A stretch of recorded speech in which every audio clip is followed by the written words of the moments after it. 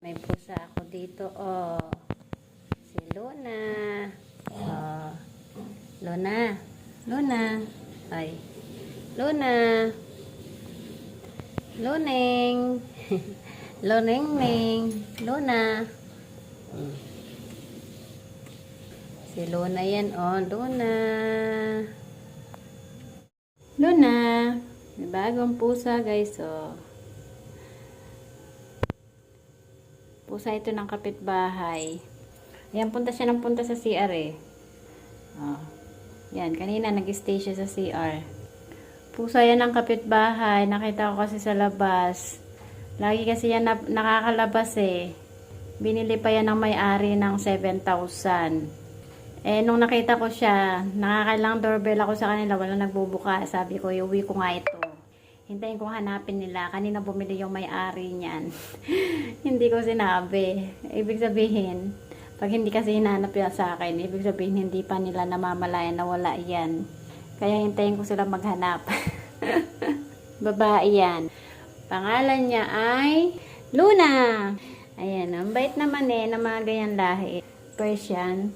Sabi ng may-ari niyan, binenta daw yan sa kanya nung dating may-ari. Nangailangan daw ng financial. Binenta siya nung dating may-ari na 7K.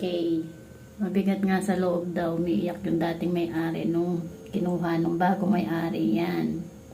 Biruin mo no, kapag alaga mong hirap kayang ibenta, lalo na papamahal.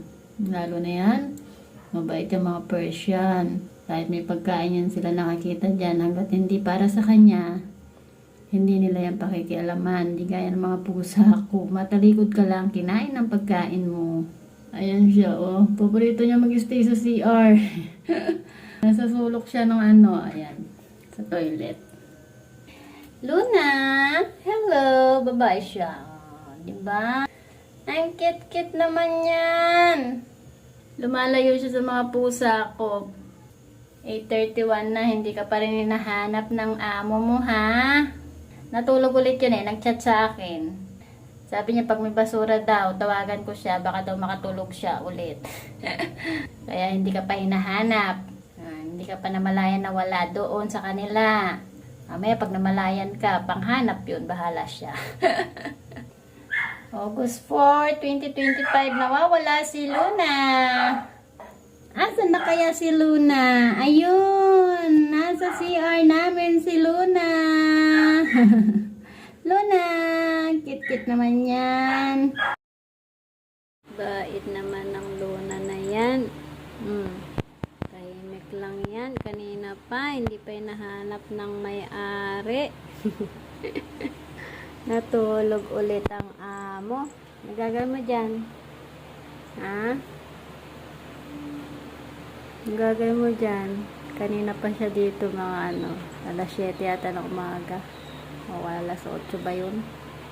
Hindi ko matandaan yung oras kung saan ko anong oras ko nakita eh.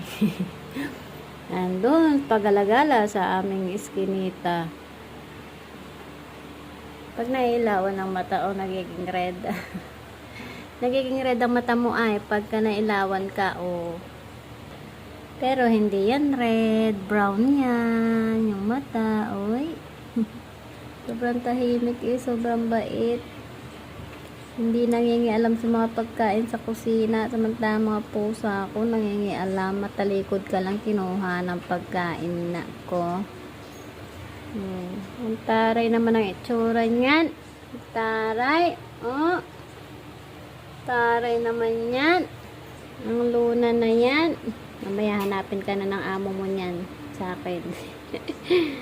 Magpapanik na yon. Antok-antok pa yung niya eh. Ulirat niya eh. Bumili ulit yung amo niya guys eh. Kaya lang hindi pa niya hinahanap eh. Ibig sabihin hindi pa nila alam na nawawala sa kanila. Kaya hindi ko pa binabalik. Ang mata nagiging pula pag nailawan.